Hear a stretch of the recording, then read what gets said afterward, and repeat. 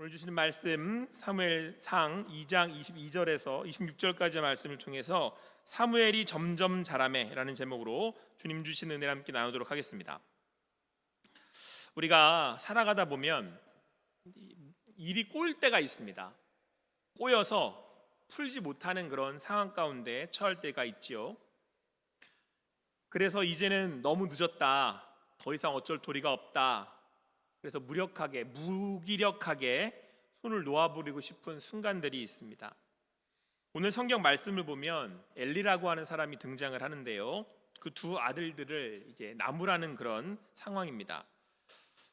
이 당시는 이스라엘이 사사 시대를 지나서 이제 왕들의 시대로 넘어가는, 열왕들의 시대로 넘어가는 이 중간기였습니다. 이때의 대제사장은 엘리였고요, 그의 아들들 홈니와 비느하스가 제사장 역할을 감당하고 있었습니다. 그런데 이스라엘의 영적 상황은 그렇게 밝지 않았습니다. 이 홈니와 비느하스가 제사장으로서 하지 말아야 될 그런 죄들을 범하고 있었기 때문에 그렇습니다. 제사장 직분을 맡은 이 두 아들은 하나님의 제사를 멸시해서 제물을 마음대로 이렇게 착복하고 사용하거나 심지어는 회막문에서 수종드는 여인들과 동침하는 끔찍한 이런 죄를 저질렀습니다. 이때 엘리가 이제 그 아들들을 불러서 그들을 이제 나무랬죠. 그런데 안타깝게도 성경은 아들들이 그 아버지의 말을 듣지 않았다라고 말씀하고 있습니다. 아마도 성경이 오늘 그가 매우 늙었다라고 이렇게 말씀하는 것을 보아 이제 아들들이 아버지 말을 안 듣는 거예요. 그러니까 너무 늦은 겁니다. 성경에서 딱히 다른 상황들에 대해서 말씀하고 있지 않는 것으로 보아 어쨌든 이러저러한 일들로 인해서 엘리가 나무랬을 때는 이제 아들들이 아버지의 말을 안 듣는 상황이 된 겁니다. 엘리는 이 홈니와 비느하스가 그동안 어떻게 지냈는지, 사실 어떻게 그것을 여기고 있었는지는 알 수 없습니다만, 이 이야기들을 이제 백성들을 통해, 이제 소문을 통해 들은 겁니다. 얼마나 마음 아프고 안타까웠겠습니까? 근데 이제 아들들이 커서 아버지 말을 듣지 않아요. 그리고 홈니와 비느하스는 계속 악한 일을 반복합니다. 아마 엘리의 입장에서는 이제 다 끝났다, 이제 내가 뭘 어떻게 할 것이냐 라고 낙심했을지도 모르겠습니다. 우리네 삶에도 가정이 무너지고 또 자녀의 신앙 교육에 실패한 것 같고 내 영혼과 삶의 회복 불가능할 정도로 타락했다고 느껴질 때 우리도 그런 마음이 들지 않겠습니까? 제가 간혹 성도님들의 기도 제목을 나눌 때 이런 말씀들을 하실 때가 있어요. 이제 말 안 듣는다는 거예요. 예전에는 용돈 안 준다고 그래서 교회 학교에 이렇게 나가라고도 하고 또 야단을 쳐서 나가기도 했는데 이젠 자녀들이 말을 안 듣는데요. 어떻게 해야 될지 모르겠다고 하시는 말씀을 가끔 듣고 제가 또 위에서 같이 기도하고 하기도 합니다. 어떻게 아들들을 키웠고 또 어떻게 여기까지 왔는데 안타깝게도 내가 아무것도 할 수 없는 날이 이제 왔다, 또 온다는 이야기이기도 합니다. 또 이것이 우리에게 경고가 되고 또 주시는 하나님의 또 말씀이기를 원합니다. 자, 그런데 왜 이렇게 됐을까? 이미 때를 놓친 건 아닌가?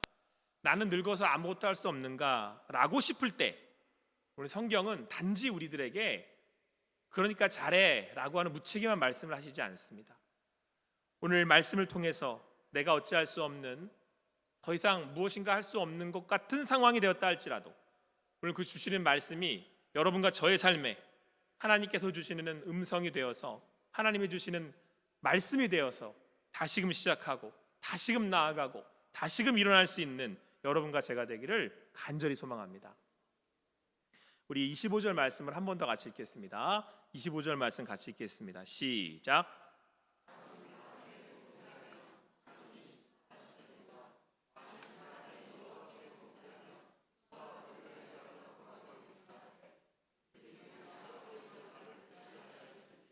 이는 여호와께서 그들을,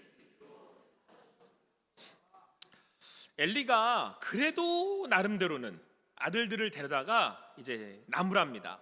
꾸짖으면서 그런 거예요. 이렇게 얘기합니다. 사람이 사람에게 범죄하면 하나님이 심판하시려니와. 그러니까 사람이 사람에게 죄를 지으면 하나님이 책임지신다는 거죠. 하나님이 뭐 이렇게 죄를 물으시거나 또 벌을 하시거나 어떻게든 상황을 정리해 주신다는 거예요. 그런데 문제는 사람이 하나님한테 범죄하면 누가 그를 위하여 간구하겠느냐. 대책이 없다는 얘기예요. 근데 여러분, 이 말씀을 조금 그냥 쉽게 생각을 해보면 이런 생각도 듭니다. 아니, 그냥 하나님이 용서하시면 되는 거 아닌가? 우리 사람이 하나님께 뭔가 범죄를 지었을 때 하나님이 용서해 주시면 되겠다라는 생각이 들지 않습니까? 물론 여기에는 엘리의 아들들인 홈리와 비느하스가 제사장이기 때문에 더 이상 돌이킬 수 없는 죄를 지었다라고 하는 의미도 됩니다. 제사장으로서 하나님 앞에 하나님의 백성들을 대신해서 그들 영적으로 인도해야 할 사람이 이렇게까지 타락했으니 하나님께서 심판하신다라고 하는 의미가 있어요. 자, 그런데 오늘 엘리가 하는 말은 무슨 말인가? 그러니까 지금 홈리와 비느하스가 하나님께 죄를 지었다는 거잖아요. 그런데 그래서 더 이상 너희들이 방법이 없어, 이런 식으로 계속하면 돌이킬 수 있는 그런 소망이 없어, 이렇게 얘기를 한 거란 말이에요. 자, 과연 그러면 하나님께서 우리에게 돌이킬 수 없는, 그러니까 다시 돌이킬 수 있는 그런 용서를 우리에게 주시지 않느냐라고 하는 것입니다. 사실 오늘 이 말씀은 홈리와 비느하스가 더 이상 돌이킬 수 없는 상황으로 나아가고 있다라고 하는 것을 지금 엘리가 이야기하고 싶은 거예요. 그렇다면 오늘 왜 홈리와 비느하스가 돌이킬 수 없느냐? 그건 다름이 아니라 홈리와 비느하스가 자기 자신이 스스로가 하나님이 되었기 때문에 그렇습니다. 여러분, 사람이 사람에게 범죄를 하면 하나님이 중재하실 수 있어요. 그런데 지금 홈리와 비느하스는 자기가 스스로가 자기 인생의 주인이 되어서 하나님 역할을 하고 있는 거예요. 그러니까 하나님이 되어버린 그 사람들에게는 하나님도 어찌하실 수 없게 됐다라고 하는 말씀이에요. 여러분, 자, 에덴 동산을 한번 생각해 보겠습니다. 에덴 동산에서 하나님께서 아담과 하와에게 여기 있는 거 너희들 다 먹어도 된다. 그런데 이 선악을 알게 하는 나무만 먹지 마라고 말씀하셨어요. 그런데 사단이 와가지고 아담과 하와를 유혹했잖아요. 하와를 유혹했을 때 뭐라고 얘기했습니까? 이거 먹으면 너 뭐처럼 된다고? 하나님처럼 된다라고 유혹을 한 거예요. 그래서 결국은 선악을 알게 하는 나무를 하와가 먹고 아담에게 주어 같이 먹었죠. 자, 그러면 단지 열매를 먹었다는 것 자체가 죄가 아니에요. 도덕적인 죄가 아니에요. 이들이 죄를 지었다라고 했을 때는 그 죄의 의미는 자기들이 뭐가 됐다라는 거예요? 이 선악을 알게 하는 나무 내가 먹고 싶을 때 내가 먹을 거야. 이 얘기는 내가 스스로 하나님이 되어 내 인생의 주인은 누구다? 나야 라고 한 거예요. 그러니까 여러분, 아담과 하와가 에덴 동산에서 쫓겨났잖아요. 엄밀히 말하면 자기 스스로 나온 거예요. 자, 에덴은 누구 거예요? 에덴 동산은 누구 거예요? 하나님 거잖아요. 근데 자기가 주인이래요, 아담과 하와가. 그럼 거기 있을 수 있어요, 없어요? 없죠. 주인이 하나님이신데 본인들이 나가야지. 엄밀히 말하면요, 아담과 하와를 쫓아내신 건 하나님이 아니고 자기 스스로 나온 거예요, 아담과 하와. 왜요? 내 인생의 주인이 나라고 얘기하고 있기 때문에. 사랑하는 성도 여러분, 신앙이란 하나님을 나의 주인으로 모시고 오롯이 그분만을 바라며 믿음으로 살아가는 것을 얘기합니다. 우리가 이 자리 예배에 나와서 다시 한번 확인하고 고백하는 것이 무엇입니까? 여러분, 예배를 드릴 때 우리가 어떠한 신앙 고백으로 하나님 앞에 예배를 드립니까? 하나님은 나의 모든 삶의 주인이십니다. 할렐루야. 여러분, 저희가 헌금을 드리는데 헌금의 용대는 교회를 운영하는 데 있습니다. 그런데 그건 실제적인 것이고, 헌금을 하고 11조를 할 때 의미가 뭡니까? 이거 내게 주신 거 다 하나님이 주신 겁니다. 나의 삶의 주인은 하나님이십니다. 그 신앙 고백으로 하나님 앞에 드리는 겁니다. 그 신앙으로 함께 아멘하는 사람들이 모인 것을 교회라고 그러는 거예요. 오늘도 예배하는 이 자리에 하나님이 나의 주인이심을 고백하며 함께 주님을 예배하는 여러분과 제가 되기를 축원합니다. 여러분, 세상을 살다 보면 누가 주인 같아요? 내가 한 주를 살았어요. 한 달을 살았어요. 그러면 나도 모르게 내 인생의 주인이 나처럼 행동을 한단 말이에요. 그래서 예배에 나왔을 때는 다시 나의 영혼을 리프레시 시키는 거예요. 나의 삶의 주인은 누구시다? 하나님이시다. 그런데 여러분, 이 고백이 얼마나 은혜가 되는 줄 아십니까? 하나님이 나의 삶의 주인이라고 고백할 때 나의 삶을 책임지는 건 내가 아니고 누구예요? 하나님이 되시는 거예요. 오늘 그 하나님 앞에, 나의 주인 되시는 주님 앞에 나의 삶을 오롯이 올려드릴 수 있는 여러분과 제가 되기를 간절히 축원합니다. 여러분, 국민 엄마 그러면 누구 떠오르세요? 이거 인기 투표 해봐야지 알겠지만 저는 김혜자 씨가 떠올라요. 특별히 이분이 이제 신앙을 하시기 때문에 더 마음이 가기도 하는 것 같습니다. 이분이 간증 중에 이런 얘기를 하시더라고요. 제가 그분이 이 간증의 내용을 이렇게 하셔서 정리를 했는데 제가 읽어드릴게요. 하나님을 어렵게 생각할 거 아무것도 없어요. 저는 하나님 생각하면 어떤 때는 막 눈물이 나요. 지금 여기 어떤 분도 지금 이렇게 막 눈물이 나시잖아요. 정말 내가 얼마나 잘못하는 것도 많고 거지 같은 생각할 때도 많아요. 하나님은 다 아세요. 사람은 모르지만 근데 모르는 척 하세요. 모르는 척 하지 모르시는 게 아니에요. 그러니까 너무 하나님을 화나게 하지 마세요. 잘못했어요, 아버지. 그리고 빨리 가면 절대 야단 안 쳐요. 나는 여기 오신 분들이 오늘 처음 오셨으면 처음 오신 대로 하나님이 도대체 누굴까 좀 생각하는 기회가 됐으면 좋겠어요. 하나님은 절대로 야단 안 쳐요. 그냥 조금 주의를 주세요. 근데 너무 멀리 가면, 애들도 멀리 가면 한 대 때리잖아요. 그런 것처럼 너무 멀리는 가지 마세요. 제가 이 간증의 내용을 들으면서 그냥 감동으로 제가 닭살이 막 돋았습니다. 이 짧은 간증 안에 신앙의 정수를 명확하게 설명을 하고 계세요. 여러분, 먼저 뭐라고 말씀하셨냐면 하나님을 생각하면 뭐가 난대요? 눈물이 난대요. 물론 이거는 감정이니까 이렇게 느껴지는 사람도 있을 수 있고 저렇게 느껴질 수 있는 사람도 있겠지만 이 표현이 무슨 표현이냐면 지금 하나님이 어디 계신다는 얘기예요. 내 앞에 계신다는 얘기예요. 여러분, 이게 신앙이에요. 호람데오라고 그래요.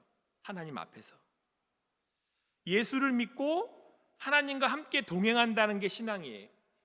어디나 나와 함께 하시는 거예요. 그 하나님이 오늘 예배하는 자리에서 우리와 함께 하심을 믿습니다. 그 하나님이 나와 함께 하세요. 여러분, 이게 나의 믿음인 거죠.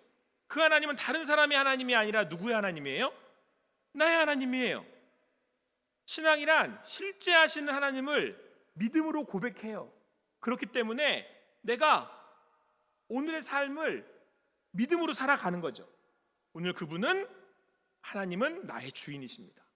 그렇게 하나님을 섬기며 살아가는 것입니다. 오늘도 그 주님 안에서 나의 주인 되시는 그 하나님을 믿음으로 고백하실 수 있는 여러분과 제가 되기를 간절히 소망합니다. 나의 하나님, 그 하나님은 나의 주인이십니다. 여러분, 이게 신앙 고백이에요. 자, 그런데 이 김혜자 선생님이 아주 중요한 얘기를 하셨어요. 그리고 나서 뭐라고 그러시냐면 이렇게 고백을 하는 거예요. 자기가 정말 거지같이 생각할 때도 많고 잘못할 때도 많다는 거예요. 근데 하나님 이걸 다 아신대요.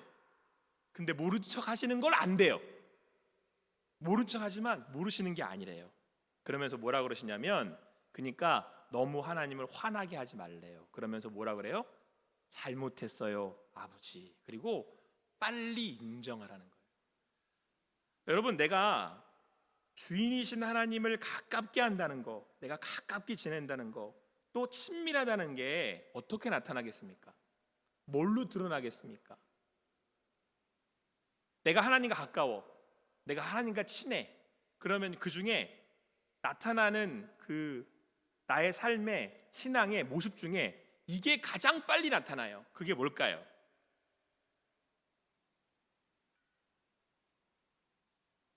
잘못했어야 아버지가 빨리 나와요.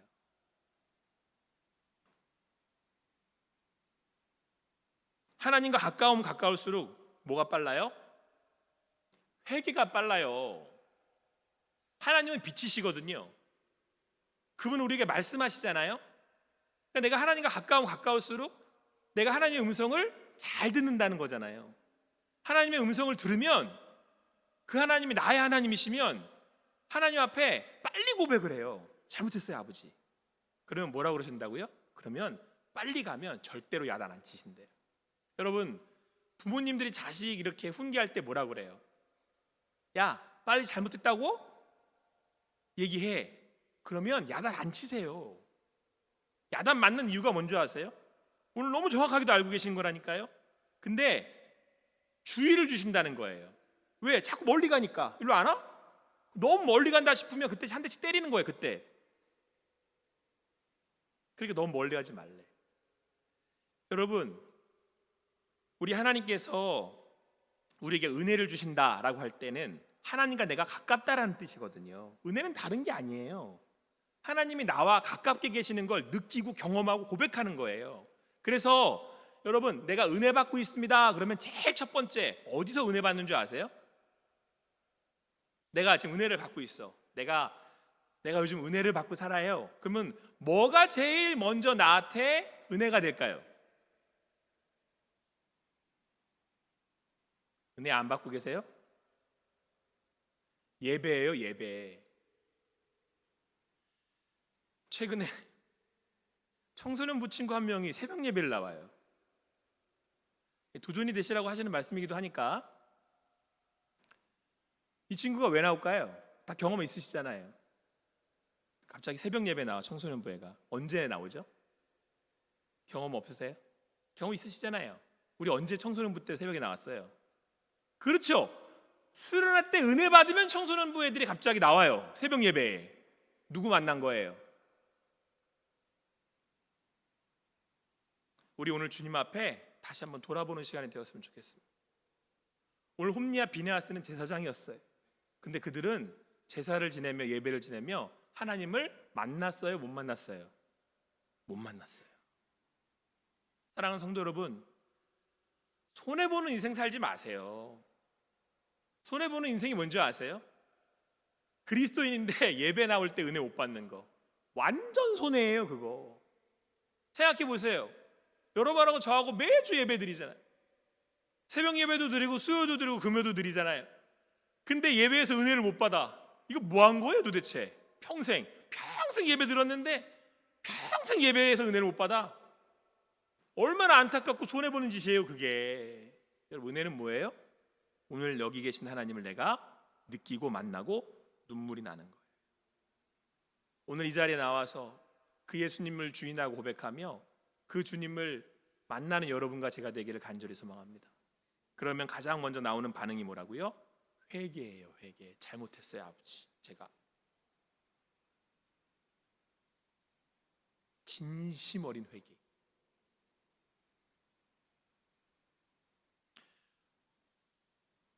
사랑하는 성도 여러분, 베드로가 예수님을 만났을 때를 기억하십니까?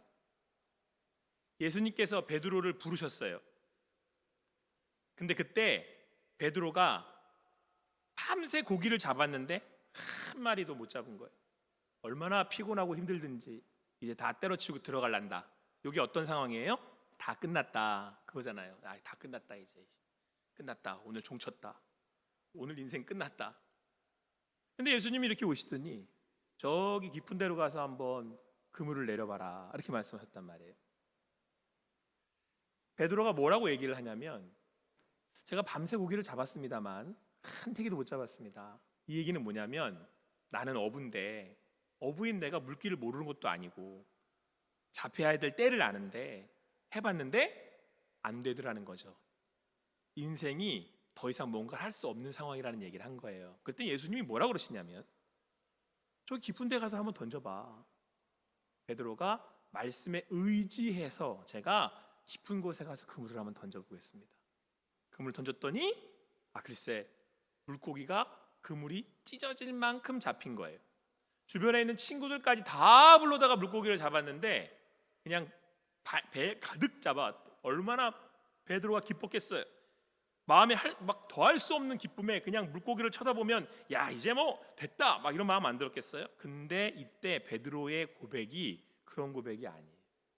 누가복음 5장 8절 말씀에 이렇게 기록하고 있습니다. 시몬 베드로가 이를 보고 예수의 무릎 아래에 엎드려 주여 나를 떠나소서 나는 죄인으로서이다. 사랑하는 성도 여러분, 빛 대신 주님 앞에 나아가잖아요. 내가 다 드러나요. 주님하고 친하다는 게 뭐죠? 가깝다는 게 뭡니까? 그분과 친밀할 때 내가 주님 앞에 다 드러나요. 그러면 그 드러나는 모습에 감사해야 하는 거죠. 감사해야 할 것을 감사하고 기뻐해야 할 것을 기뻐하고 고백할 것을 고백하는데 내 죄가 드러날라 치면 잘못했어요 아버지. 우리 하나님 야단 안 치세요. 왜요? 회개가 시작이니까. 그래서 여러분, 회개는 은혜입니다. 회개는 하나님하고 나하고 가깝다는 얘기예요. 두 가지가 있어야 되는 거예요. 가깝기 때문에 그분의 빛을 비추셨을 때 내 죄가 드러나야 되는 거죠. 가깝기 때문에 드러나는 거예요. 두 번째, 죄를 고백하는 이유는 이거 가지고 나를 심판하시겠다, 이걸 나가지고 날 끝장내시겠다라고 하는 믿음이 아니라 내가 고백하면 하나님이 다시 회복시키시겠다라고 하는 믿음이 있기 때문에 하는 거예요. 사랑하는 성도 여러분, 오늘 이 자리에 하나님께서 여러분들에게 빛을 비추셨다면 하나님 앞에 고백하며 나아가는 여러분들과 제가 되기를 간절히 축원합니다. 이때 여러분 회복이 시작되는 거예요. 그런데 여러분, 우리가 그렇게 고백할 수 있는 힘이 어디서 나오느냐, 그 능력이 어디서 나오는가, 우리 26절 말씀을 다 같이 한 목소리 읽도록 하겠습니다. 같이 읽겠습니다. 시작.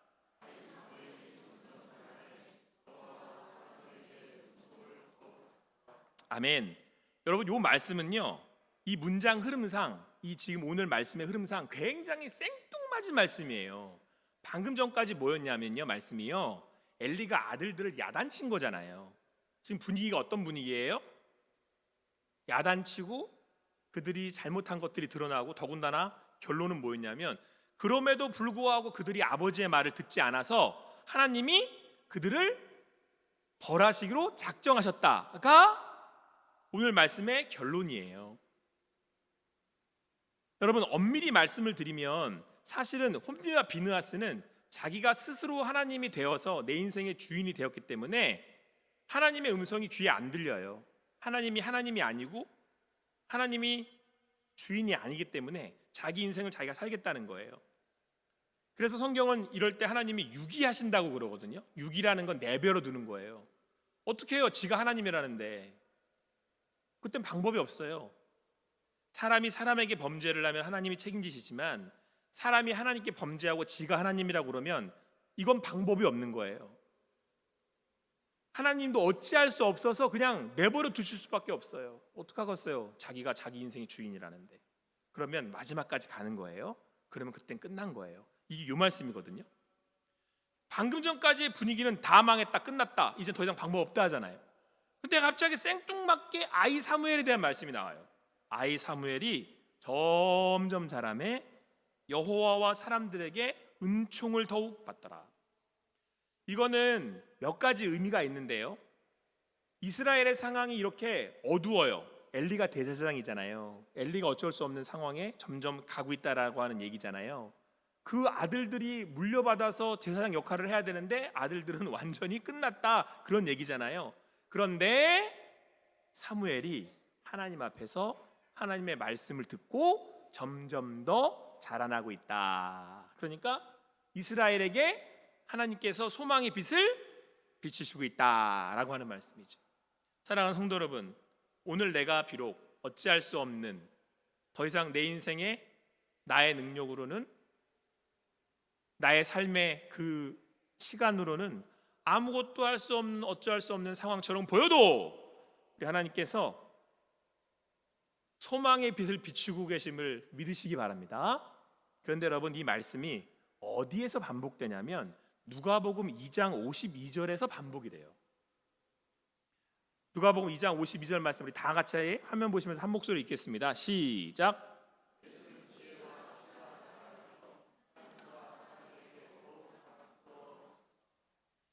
그러니까 여러분, 오늘 사무엘의 이 말씀이 예수님께서 누가복음 2장 52절에서 반복해서 쓰신 거예요. 똑같은 말씀이에요. 제목, 그 사람만 바뀌어요. 예수님으로. 아이 사무엘이 점점 자라매 여호와 사람들에게 은총을 더욱 받더라, 사랑을 받았다라는 똑같은 얘기예요.